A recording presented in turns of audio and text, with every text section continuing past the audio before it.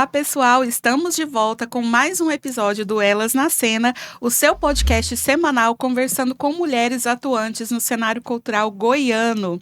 Hoje eu tenho o prazer de receber aqui nos nossos estúdios a Laila Santoro, ela que é produtora cultural, mulher atuante na cultura, né, uma fervorosa, assim, da cultura goianiense. E, enfim, eu estou muito feliz de receber a Laila aqui. Eu tenho certeza que a gente vai trocar um papo muito gostoso, conhecer um pouco mais sobre o trabalho dela. E, Laila, muito obrigada por ter aceito o nosso convite. É um prazer estar aqui. Eu espero poder contribuir nesse diálogo, né? Falar um pouco desse trabalho que é prazeroso, mas também é muito de luta, como você bem disse. E sempre que precisar, eu estou aqui. A hora que você chamar, eu venho. Quer dizer, tem alguns percalços no meio do caminho, mas sempre que der certo, eu venho. A gente está junto sempre. As portas do nosso podcast também vão estar sempre abertas para você.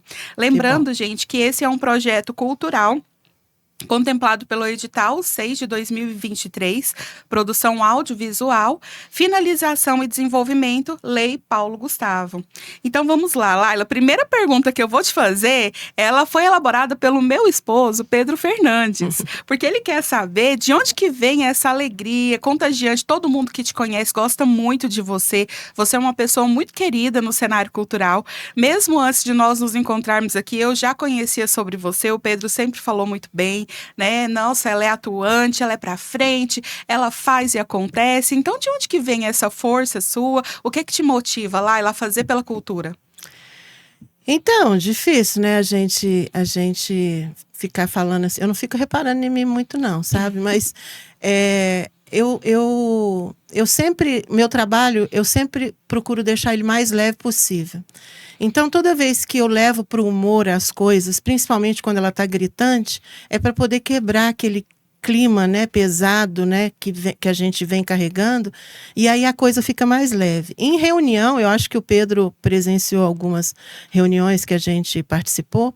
Em reunião, Quando começa a questão ficar muito pesada, eu sempre solto uma piadinha, eu sempre puxo para um lado mais cômico, para o negócio dar uma relaxada e poder ir para frente. Porque é o seguinte, a cultura, aqui dentro do estado de Goiás, nós temos um leque enorme de talentos, né?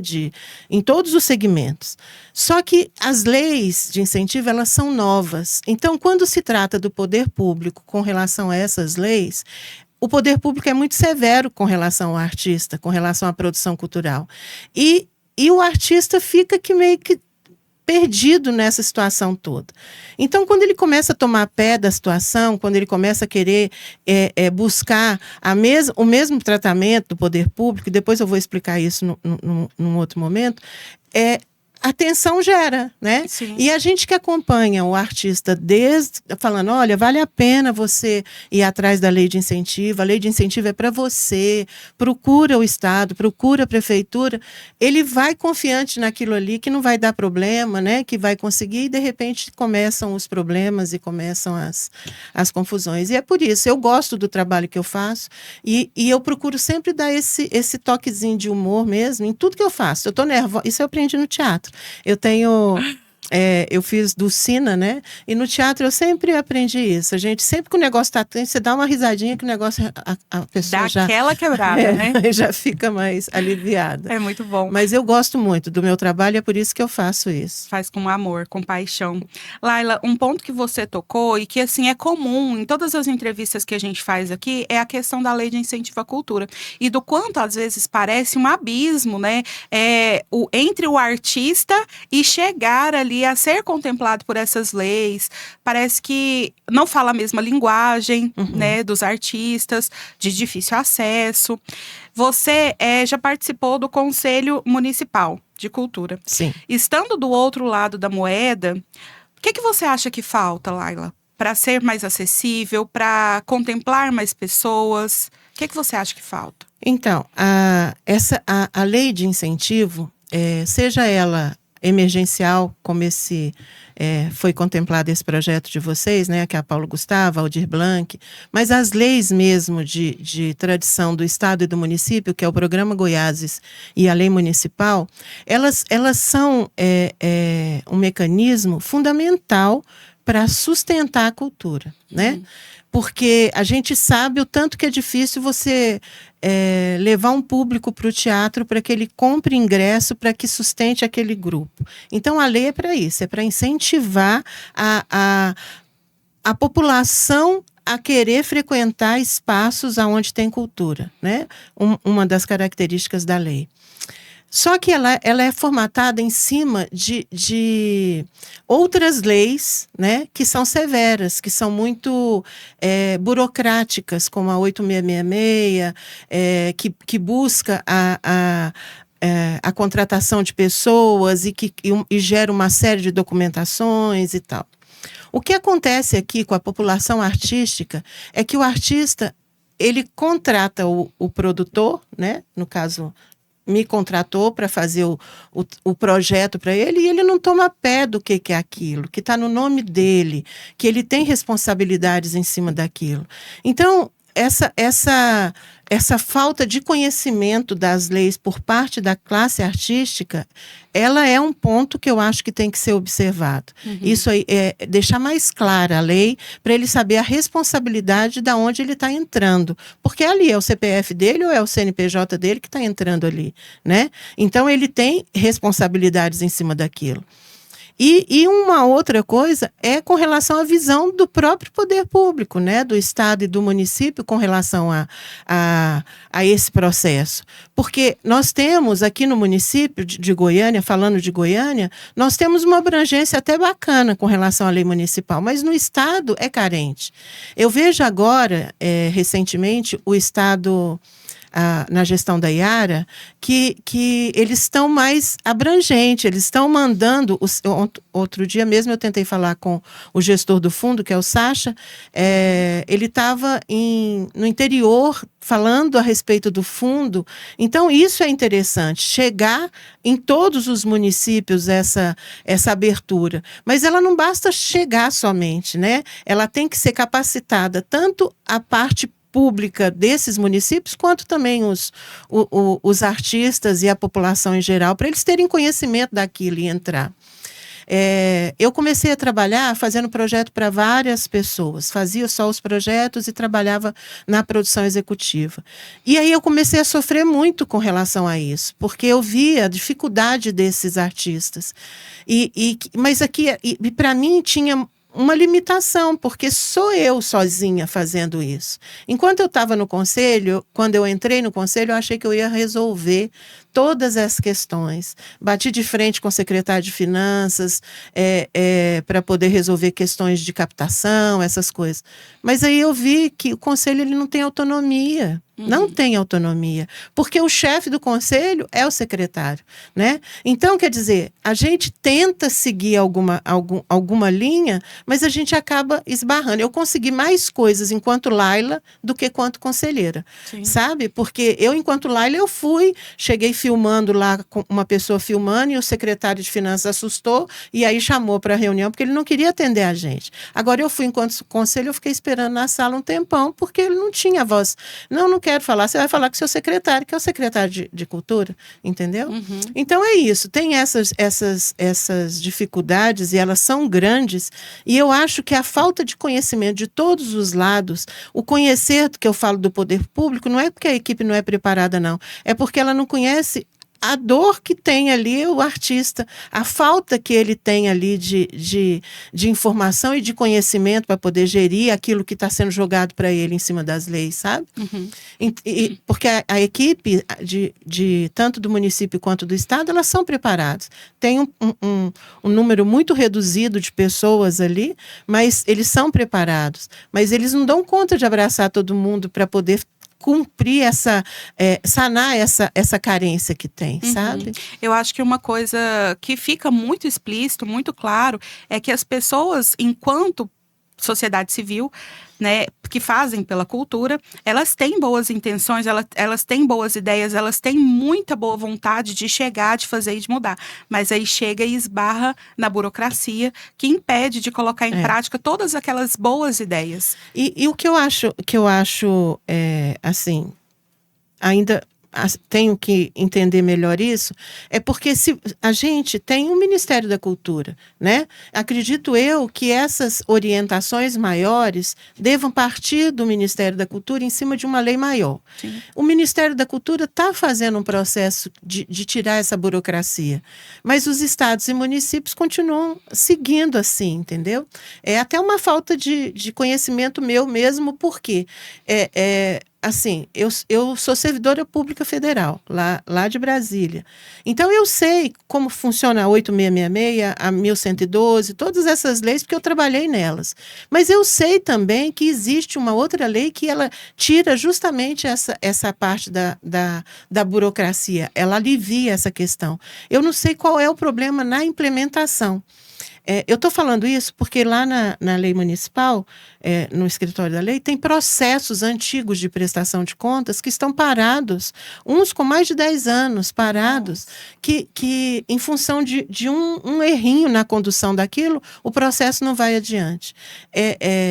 Então, eu Laila, falo, por simples ato, eu pegaria aquilo tudo, olharia o produto cultural, está do jeito que está no projeto, ótimo, então nós vamos arquivar isso aqui, está o produto cultural aqui. Agora, se não está, aí sim, nós vamos fazer uma demanda. Mas essa vontade, eu acho que é mais uma vontade. Sim, tem que ter, porque no fim das contas, o que importa é o serviço prestado, é o produto final. É isso, né? é isso. Se ele foi feito, se atingiu o objetivo principal que estava descrito no projeto, ok. É isso. Agora, ficar esbarrando em pequenos números ali, enfim, uma burocracia que atrapalha o serviço daqueles que estão fazendo a análise, não deixa ir para frente, e também desmotiva os artistas. É isso. E você sabe o que eu penso assim? O processo, ele está parado. Aquilo ali é prejuízo para o município, né?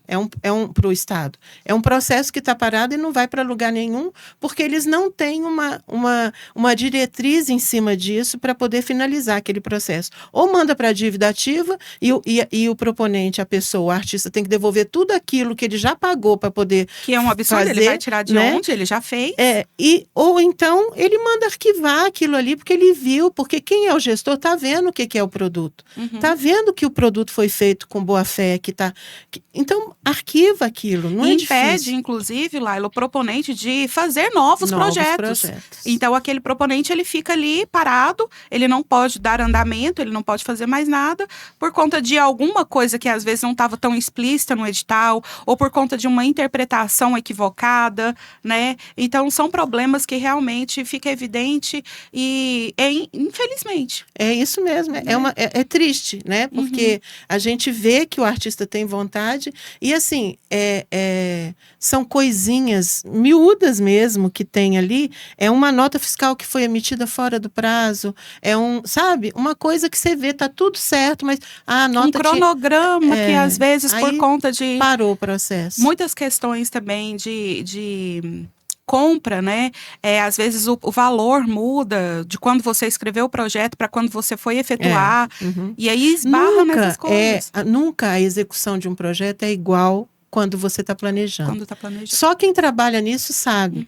Quando você entrega tudo redondinho, você pode saber que teve maquiagem em cima disso para poder sair redondinho. E aí, o que essas leis fazem? A gente mentir, né? Vamos lá, fazer desse jeito, tem que ser assim, tem que ser assado. Ah, não, então me dá a nota assim, me dá a nota para dar redondo. Porque a gente que trabalha na produção sabe que o que é planejado não segue à risca aquilo que está sendo executado. Sim. Porque é vida, né? A execução é vida. Planejamento é um pensamento, né? E a execução é vida. Você está lá na vida, várias coisas acontecendo. Entendeu? E aí, é essa visão que eu acho que tem que ter, sabe? Eu não sei se eles são impedidos disso, ou se é determinação, mas eu acho que a gente, enquanto artista, enquanto produtor, a gente tem que começar uma mobilização para isso, para quebrar essa questão. O Estado... O Estado e município, eles são severos com relação a prazos. Vocês que estão com a lei aí sabem que tem prazo. Para tudo. Né? Eles são severos com relação a prazo, mas eles falham com relação a prazo conosco. né? E aí a gente não pode cobrar, porque nós não temos essa cobrança dos prazos, eles são soberanos, mas na hora que eles cobram os prazos, nós não temos argumento. Não é uma via de mão dupla. Entendeu? Uhum. Então, isso eu acho que é uma questão que precisa ser consertada urgente. Eu falei, eu vou parar de mexer com isso, porque eu acabo criando inimizade, porque eu não estou falando do gestor, eu estou falando do sistema. Do sistema, né? Porque o gestor, ele segue ordens também. E aí, mas só que as pessoas sentem na pele. É porque eu tô lá na gerência e você tá falando de mim. Eu não tô falando nada de ninguém, eu só tô falando, é uma visão do tanto de idade que eu tenho, sabe? Do tanto de caminho que eu já vi, que é igual um jogo de buraco. Eu tô de fora e tá todo mundo jogando, eu tô vendo o jogo de todo mundo. Então, eu sei exatamente o que você não pode descartar. Então, escuta a gente que tá aqui de fora, escuta. Vamos tentar resolver de outra forma. Falta olho no olho, assim. A lei é assim, tem que seguir assim, mas tem casos que você tem que sentar e vamos analisar assim. É assim que precisa ser feito, sabe? Falta humanizar, eu acho, né? Realmente. Você desenvolve também, Laila, um trabalho com ONG, né? Uhum. É muito diferente. Como que funciona? Você trabalha com o Instituto Espaço Cultural, a ONG Instituto Espaço Cultural. Como que funciona o trabalho na ONG? Então, esse processo no IEC, no Espaço Cultural, ele é mais com emendas parlamentares, né? A gente busca as emendas parlamentares e ela é mais tranquila, em cima de um plano de trabalho, e a gente executa os projetos. Quando eu falei para você que eu parei, eu disse para mim que eu não ia mais me envolver com isso, e aí eu comecei a desenvolver os meus projetos, eu comecei a trabalhar nessas emendas, né? Então, por exemplo, nós estamos com um projeto aqui agora que é o projeto Artdó, que a gente está com 86 artistas que vão colocar nos outdoors a obra deles em homenagem ao Batismo Cultural de Goiânia agora em julho. Que legal. Isso é uma emenda cultural que a gente conseguiu, uma emenda parlamentar que a gente conseguiu, e ele já está na 4ª edição, esse projeto. E aí eu faço através, porque toda emenda ela tem que sair através de institutos, né, sem fins lucrativos. E esse projeto que eu estou fazendo nos hotéis também, que eu estou levando artistas, nós estamos agora com 14 hotéis participando. Cada hotel recebe um artista para uma exposição individual e um dos hotéis recebe a exposição coletiva desses 14 artistas. Não, e aí você vê a importância desse projeto, porque além de dar visibilidade para o artista, também fomenta a economia ali no hotel. Isso. E aí o turista que frequenta conhece o que, porque eu levo a música também. Então tem a artes visuais e tem a literatura e a música com lançamento de livros. Então ali é sempre na recepção do hotel. Ali naquela recepção que está entrando o turista, que está entrando o visitante, que está entrando o próprio artista, faz aquele movimento, né, dentro dos hotéis e eles começam a conhecer o que é o trabalho aqui de Goiânia com relação à cultura, né? Cultura local. Então, isso tudo é em cima de emenda parlamentar. E a gente desenvolve também oficinas sem custos, de capoeira, de palhaçaria. O meu instituto, ele funciona dentro de um coletivo que é nosso também, que é o Coletivo Aruá. Esse coletivo, nós temos uma empresa de produção do Instituto, né? Temos uma empresa de filmagem não sei o que lá da filmagem, né? Qual é? Audiovisual. E tem também uma outra empresa de assessoria. Uhum. E aí a gente trabalha nesse coletivo e dentro do coletivo a gente oferece as oficinas através do Instituto. É meio bagunçado assim, mas na hora que entra na rotina... Funciona. Funciona. Então a gente tem essa casa lá no setor universitário, a gente tem uma oficina todo sábado de capoeira lá, aberta para a população. A gente chama os compositores de música e faz uma reunião e eles falam das composições e cada um lê a sua composição. Que lindo! É muito bacana. É um trabalho desenvolvido pelos meninos do Mazinho, não sei se vocês conhecem, de outro ponto de cultura que tem, ele leva esse pessoal para lá, entra nessa roda e os compositores discutem, cada um canta a sua musiquinha e tal. A gente sempre fazia um show lá no meu coletivo. Toda sexta e sábado a gente fazia sempre levava um grupo para cantar e fazia um encontro. Só que aí veio a questão da AMA, a AMA disse que não podia, na frente do Instituto tem uma igreja, a igreja pode, mas a gente não pode. Então existe essa que eu não vou nem delongar aqui muito não, porque é uma questão que está sendo discutida, mas eu acho que nunca vai chegar no denominador não, porque é sempre um patamar diferenciado. Sim. Enquanto não tiver aquela visão mesmo, vai ser sempre esse patamar. Mas o Instituto funciona assim, ele funciona muito ele consegue recurso através de emenda, e essas emendas a gente faz trabalho para a comunidade, contratando artistas, né, remunerando artistas e levando para a comunidade o trabalho que é desenvolvido. É o Espaço Aruá. O Coletivo Aruá, dentro do Instituto Espaço Cultural. Entendi. E também tem trabalho com voluntariado? Você disse que tem, né, pagamento para alguns artistas ali, mas Sim. Tem voluntariado também? O voluntariado é mais a equipe do coletivo, que a gente começa a trabalhar nessa questão do voluntariado. Por exemplo, a gente trabalha muito com consultoria. Artistas que não conseguem preencher um formulário, a gente leva e ensina a fazer essa consultoria. A gente chama e mostra ensina como funciona a lei, lê a lei com eles, entendeu? Para poder entender. Porque tem a questão da interpretação que é muito difícil. Então, essa parte assim é toda parte do pessoal que é a cabeça do coletivo, né? Que fica liderando o coletivo, a gente faz essa parte do voluntariado também.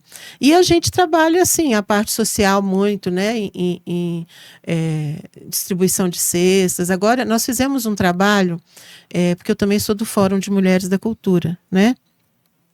Nós fizemos um trabalho agora muito interessante, que foi as artistas visuais, elas pintaram calcinha e sutiã, e levamos essa exposição para a Assembleia.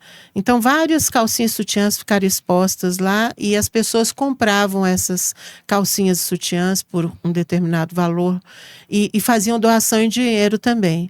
Nós transformamos isso em calcinha e sutiã comprados e fraldas geriátricas e caminhamos lá para o Rio Grande do Sul. Fantástico. Foram caixas e mais caixas desse material para lá. Então, tem essa parte social que a gente faz também. A cesta, no Covid mesmo, a gente, no clímax da Covid, a gente fez cestas e fazia sopas e distribuía para artistas que estavam necessitados, entendeu? A gente fazia essa questão. Então, a gente tem essa parte social. Olha, não é nada planejado, né? Porque a gente também nunca sempre assusta, né? Vamos fazer isso. Aí a gente faz o projeto, dá certo e a gente junta todo mundo. Essa parte, assim. Muito e é bacana. Bem interessante, eu gosto muito disso. E qual que é a dificuldade, qual que é a parte difícil de trabalhar numa ONG? Você esbarra no quê ali? Porque nem tudo são flores, né? Tem a parte social, tem a parte de ajudar vários artistas, tem a parte de estar inserida na comunidade, mas qual que é a parte difícil que você acha? Sempre é a parte financeira, do que quita o nosso trabalho, né? Por exemplo, o aluguel, a manutenção do espaço, entendeu? Porque, assim, a ONG, ela não pode ter lucro, mas ela tem despesa, Sim. Né? Então, essa parte financeira é o que é mais difícil. Agora, para somar, a gente encontra muita gente. Na hora que a gente fala, eu estou precisando, aí é aquela união mesmo. É muito interessante isso. O Fórum de Mulheres é bem assim. Nós estamos com uma colega que tá hospitalizada agora, uma artista, e estava bem complicado o caso dela, e aí o fórum se uniu, e nós começamos a fazer uma roda de oração, entendeu? E aí, quer dizer, até isso, essa parte religiosa a gente consegue envolver. É muito interessante esse trabalho, é uma teia muito bacana. A gente conseguiu fazer uma teia entre o fórum, entre o instituto, entre o próprio coletivo, e a gente acabou desenvolvendo esse tricôzinho que a gente se abraça ali, sabe? É bem bacana. Vem fazer parte do fórum. Nossa, adoraria. Eu vou Fiquei te pôr lá. muito curiosa, assim, é um trabalho que chama a minha atenção, a Oba. parte do social me chama a atenção mesmo. Pode contar com a gente Oba. aqui do Elas na Cena e comigo em especial. Massa. Muito bacana. Agora, Laila, como produtora cultural, você participou da elaboração de vários projetos. Tem algum projeto em específico que você pode citar pra gente que foi assim, teve uma visibilidade maior, que você colocou para rodar e que deu muito certo, um que você tem orgulho de dizer, lógico, todos que passaram pela sua mão você deve ter, né? Mas um que teve uma visibilidade maior, assim, que você pode citar pra gente? Quando, assim, à medida que a gente vai desenvolvendo, né, e amadurecendo, eu comecei a perceber que essas leis, esses trabalhos que a gente faz, que a gente pode abraçar maior número de artistas, ele dá uma visibilidade maior e dá um aconchego melhor para a gente, assim. Então, eu já estou fazendo a segunda ópera, né? Eu fiz a primeira ópera goiana e agora nós conseguimos aprovar e vamos fazer a segunda ópera, com texto do Miguel Jorge, e essa ópera que vai sair agora é uma ópera bem atual, com um tema bem atual. Ela chama Ana Pedro, é a história de um menino, uma menina que nasceu numa família de uma pessoa machista, que queria um menino, e ela se vestia de homem até adulta para poder satisfazer o pai, por causa da mãe, né? Então, essa segunda ópera vai ser lançada agora em outubro. E aí é o trabalho com a orquestra, é um trabalho de muita gente, é um desafio, mas foi muito prazeroso. E um outro que eu cito também um projeto que eu fiz, que é o Encontro Nacional de Artistas Naifes no Centro-Oeste. São 100 artistas que vêm do Brasil todo, retratando a cultura popular deles, lá, a história da cultura popular, e eles participam desse encontro aqui. Então, são mais de 100 pessoas trabalhando, são 100 artistas envolvidos. Então, assim, esses projetos que têm o maior número de envolvidos, eu acho que eles são mais assim, da gente se orgulhar. Mas eu gosto de todos. Eu gosto do CD que eu fazia, né? Antigamente, o João Neto Frederico, eu que fiz o projetinho do CDzinho deles. Mas eu comecei trabalhando com a música, com o sertanejo, aí atendia uma dupla, no dia seguinte já tinha 4 duplas, no outro dia já tinha 12 duplas, aí eu falei, gente, eu já não consigo criar, porque era tudo mais ou menos igual, né?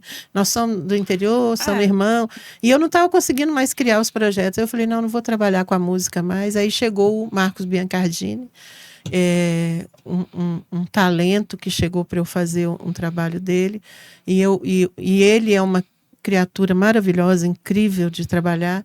Fiz também o trabalho dele, mas aí sabe assim, a minha vontade de fazer uma coisa que fosse realmente expressiva para mais gente, né? E aí a gente começou esse trabalho de loucura, né? De trabalhar com tanta gente assim, de ficar à noite fazendo inscrição, virando à noite fazendo inscrição e trabalhando com 100 e poucas pessoas.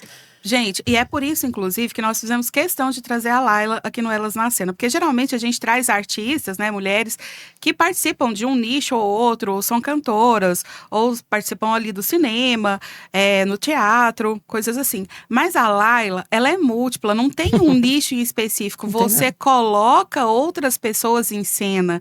E é isso que é interessante, você dá espaço para outras pessoas, né? Você consegue mobilizar. Afinal de contas, eu não sou artista, né, gente? Não sei cantar, não sei fazer nada, só tem que ficar perto. Mas você coloca essas pessoas para estarem atuando aí no cenário cultural. Então, a gente precisa de mais Lailas. Oh, meu Deus! Entra, vem. Muito, muito bom, fantástico. Laila, você também participou de alguns projetos no interior. Né? Como que é a receptividade? Você acha que assim, eles abraçam a causa também? E você percebe diferença? Como que é trabalhar no interior? Então, eu fiz um festival gastronômico em Itaúsu, que foi assim maravilhoso, foi incrível o trabalho. Foi através de lei de incentivo, eu fiz o projeto e fiz a produção desse trabalho. E trabalhei também muito em Cristalina, lá eles têm aquele ABC da boa mesa, né? Que é a cebola, batata e o alho. E aí eles fazem um festival assim. Eles conhecem bem, eles têm a vontade de desenvolver, mas não têm o conhecimento, aquilo que a gente falou no começo. Eles não têm o conhecimento desse processo da lei de incentivo, e eles precisam dessas leis. Eu sei que existe uma discussão aí com os grupos, querendo tirar dos incentivos as prefeituras e... Eu não acho que isso seja o correto a ser feito. Eu acho que as prefeituras têm que ter direito, sim, a trabalhar com as leis de incentivo, mas a condução tem que ser diferente, sabe? A prefeitura não pode simplesmente ligar para o Estado e falar assim, eu sou da prefeitura do partido do governador, então eu quero que passe. Não pode ser assim. Ela tem que entrar no mesmo trilho que os outros entram e para ser contemplados. Mas elas têm que ser abraçadas, sim, porque elas têm potenciais lá dentro para poder desenvolver. Itaúsul é a terra do salgado. Aonde todo mundo passa para ir para o Araguaia, ele passa por Itaúsul, tem aquela porta aberta, lanchonete, e o salgado de lá é um salgado que todo mundo sabe que existe. Então, aí nós pensamos, por que não fazer um festival gastronômico na terra do salgado?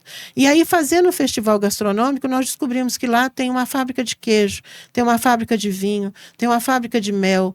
Então, quer dizer, isso tudo foi agregando, que se a gente não começasse a fazer esse trabalho, jamais seria despontado aquilo ali, ia ficar sempre no mesmo. Isso acontece em todos os outros municípios. Sim. Goianápolis tem aquela festa do tomate, e eles são doidos para fazer um festival gastronômico. A gente ainda vai construir isso, mas... O festival do tomate, né? A festa do tomate, não trata do festival gastronômico ali, sabe? Só traz o nome do tomate, porque eles são produtores do tomate, é a terra do Leonardo, entendeu? Mas não tem aquela essência do que o município tem. Eles têm várias comidinhas caseiras lá dentro. Nós fomos almoçar no restaurante, nossa, quase que eu morri tanto comer. Mas a deliciosa comida do negócio. Mas assim, aquela comidinha caseira de vó, sabe? Fazer um festival assim, desse jeito, sabe? Que eu trabalho nesse processo do festival com a Sônia Estival. Ela coordena uma parte dos festivais aqui do estado e tem uma visão maravilhosa, sabe, desse trabalho. Então, eu estou chamando esses 3 municípios porque todos eles são assim. Eles precisam... Eu trabalhei com Catalão. Mesmo o Catalão tendo a evidência da Congada, eles têm a carência de conhecer como é que funcionam essas leis para poder trabalhar com elas, sabe? Uhum. Então, eu trabalhei em Catalão com a Lei Rouanet na Congada, mas fizeram uma revista linda, eles têm uma Congada de mulheres incríveis. Interessante. E aí, quer dizer, eu vou lá, vejo, mas você está aqui, você não sabe. Então, tinha que ser divulgado. É isso. Lá tem coisas assim que a gente pode trabalhar muito, mas... Aí tem que ter o dinheiro para nossas despesas, o dinheiro para realizar. Então, tudo é dinheiro. Uhum. Infelizmente, tudo é dinheiro. E tem muita coisa para a gente debulhar aí, sabe, nesse estado. Não, imagina, cada interior tem uma riqueza, assim, né, que dá para ser trabalhada. E acaba que as prefeituras, elas conhecem. Sim. A realidade local, poderia Niquelândia também fez um festival, ele tem o festival Josefinas, que é o nome do biscoitinho lá, dos docinhos, que é a 3ª edição, que trabalha comigo, mas eles já vinham fazendo. É incrível o festival gastronômico deles. Hidrolândia, por exemplo, que é a terra da jabuticaba, né? Todo mundo sabe que é a terra da jabuticaba, mas e aí? O que mais, né? É só jabuticaba ali, não é? Não é. E isso poderia ser divulgado para mais lugares e para fora mesmo. Eu citei Hidrolândia porque eu sou de lá, né? Mas precisa disso mesmo. Esse trabalho é muito importante. Seria interessante, talvez, ter oficinas nos municípios, né, partindo da prefeitura, para ensinar as pessoas a trabalhar diretamente com as leis. Com os processos. Né? Uma oficina. Isso é importante, porque aí ele toma a consciência do que é o trabalho que ele está entrando. Imagina se cada prefeitura tivesse. Seria interessante. Muito bom. Você criou exposições de vários artistas plásticos, Laila, também, né? A gente falou de ópera, gastronomia, enfim, e exposição com artistas plásticos também, como Gerson Fogaça, Helena Vasconcelos, Américo Ponteiro. Fala pra gente sobre essa experiência de trabalhar com esses artistas plásticos. Então, a Helena Vasconcelos, ela está comigo até hoje. A Helena Vasconcelos tem um trabalho riquíssimo na IFE. Eu aprendi demais fazendo essas exposições, conhecendo esses trabalhos. O Fogaça, ele foi o primeiro projeto que eu fiz quando eu cheguei aqui. Foi aí que eu conheci a Malu, que é a esposa do Fogaça, que é uma criatura cheia de conhecimento também. Eu falo que ela é meu Google. Toda vez que eu tenho dúvida, eu vou lá na Malu, ao invés de ir no realmente, Google. A Malu, ela orienta demais, ela sabe muito. Mas o primeiro projeto que eu fiz, que chama Caos Urbano, do Fogaça, foi para um projeto ali Goiáses, e foi aí que eu conheci eles. Depois disso, a Malu tomou a frente dos trabalhos do Fogaça e eu não trabalhei mais com ele. Desenvolvi um projeto para o Américo, enquanto eles estavam aqui no Jardim, aqui em Goiânia. Depois eles foram para Aparecida. O Américo, ele tem um ateliê maravilhoso em Aparecida de Goiânia, com obras gigantescas, e aí ele começou a fazer oficina de levar criança para lá, e é importante demais esse trabalho. O Américo, ele tem todo o trabalho do poteiro, né? Ele que ficou organizando o trabalho do pai dele, do poteiro, e ele também desenvolve um trabalho muito rico, muito bonito de naif também, nessa linha naif, né? Mas depois disso, eu comecei a trabalhar com o Tolentino, que vocês deviam chamar aqui esse Tolentino para conversar, porque é uma figura interessantíssima e talentosíssimo. Ele tem uma arte debochada, sabe? Uma coisa interessante da gente vivenciar. O nome dele é Alberto Tolentino. E aí veio a Agave, né, que é a Associação dos Artistas Visuais, e ali eu pude conhecer um leque de artistas, e é por isso que eu comecei a desenvolver essas emendas da questão do Artdor, que aí vários artistas entram, né? Uhum. Porque tem muito artista aqui dentro, visual, muito artista.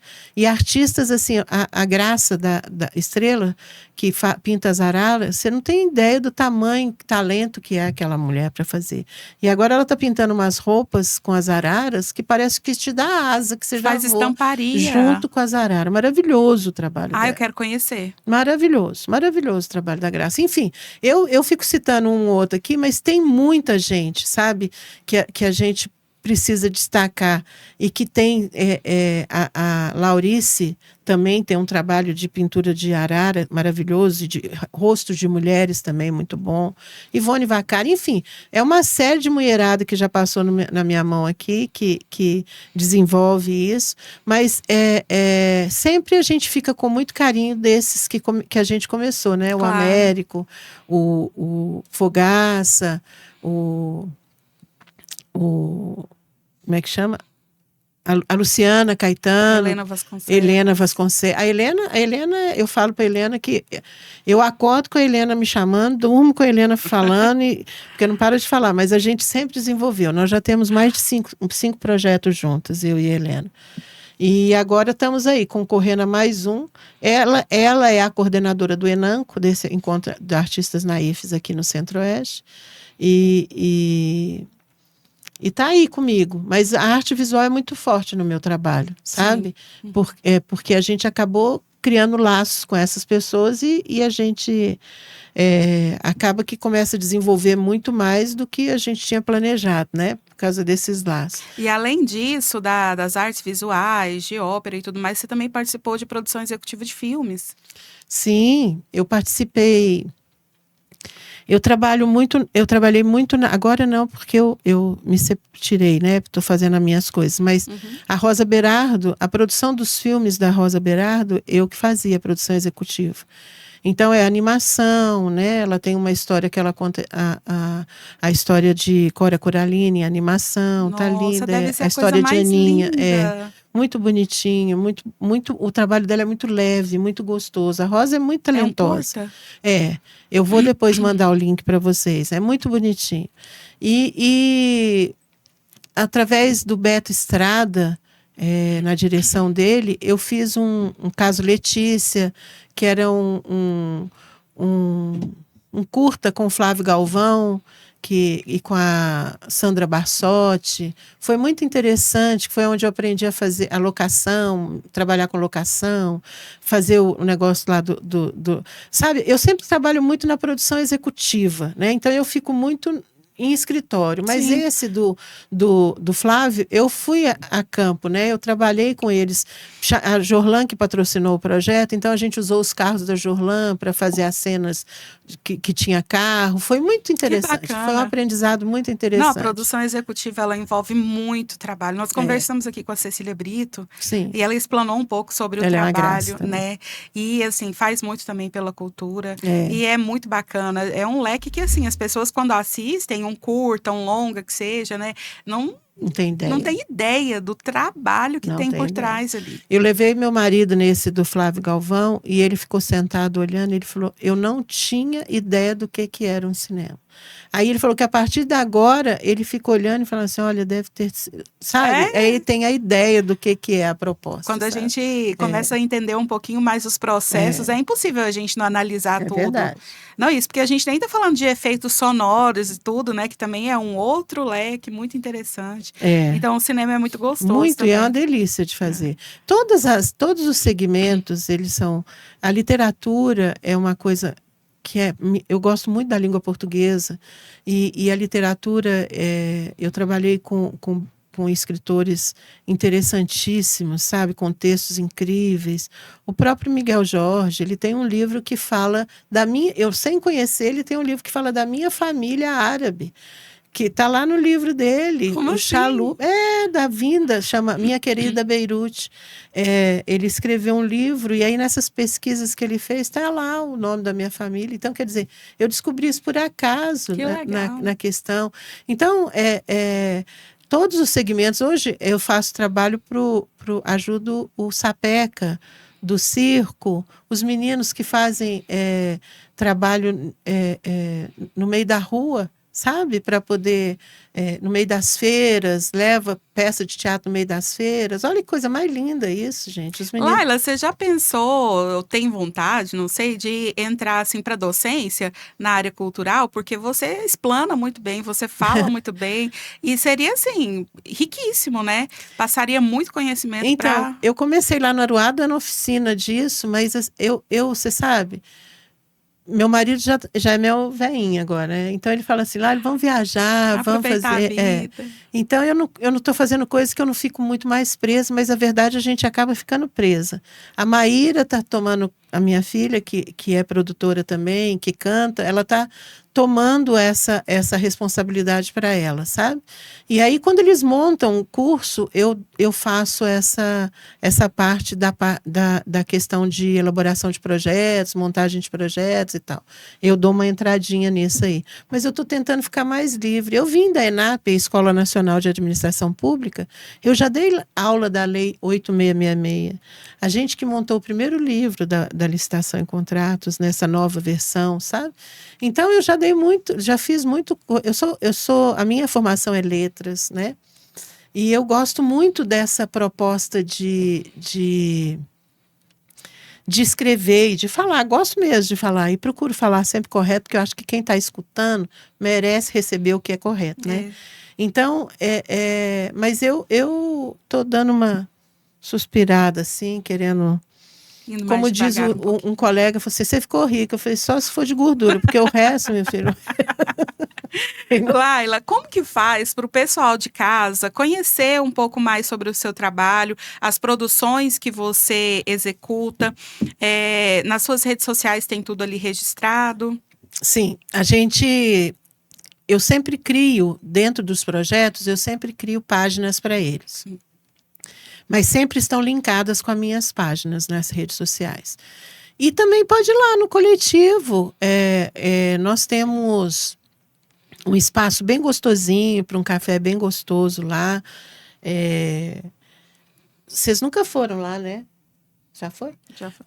Então, lá no no espaço, tem um espaço gostosinho para um café, a gente está procurando fazer sarau para poder... Não, que delícia. Não pode fazer som alto por causa da AMA, mas a gente faz uma coisinha mais contida. Ir lá conversar com a gente, conhecer os meninos, conhecer todo o pessoal do coletivo, conhecer... Não, nós vamos Vai frequentar mesmo. esse espaço e eu convido o pessoal de casa também a frequentar, respirar a cultura, respirar a arte e também convido vocês a entrarem nas redes sociais da Laila, @Laila Santoro, e conhecer um pouco mais sobre o trabalho que ela desenvolve junto à cultura goiana. Laila, muito obrigada por estar aqui Delicioso. conosco. O papo foi muito bom, a gente ficaria muito tempo ainda conversando aqui. Muito obrigada por explanar e por compartilhar com a gente todo o seu conhecimento. Eu amei o nome desse projeto, amei, falei para as meninas do fórum e estou muito feliz de estar aqui falando isso, falando da cultura, que é uma questão que me empolga muito. E estou sempre às ordens. Você é uma gracinha demais, já conhecia, né? Mas já era mamãezinha na Sim. época que eu te vi. Mas é delicioso estar aqui, a hora que você precisar. Muito obrigada. É isso aí, pessoal. Acompanhe o Elas na Cena Pod, no Instagram, no Facebook, no YouTube. Eu espero você no próximo. Até mais.